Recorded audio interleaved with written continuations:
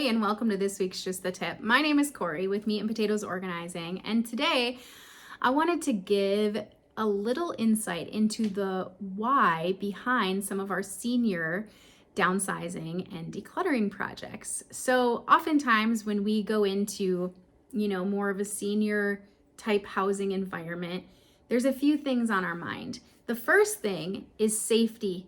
So thinking about clear lanes to bathrooms, kitchens, living rooms, bedrooms, things of that nature, making sure that we have everything up and off the floor.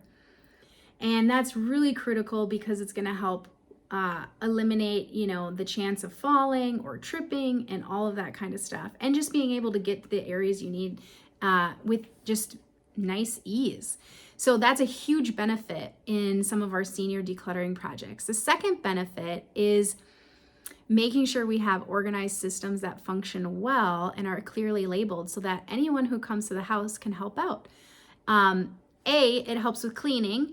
Having a nice decluttered space, we know where things go, we can put them away, house cleaners can put them away, or anybody who's helping.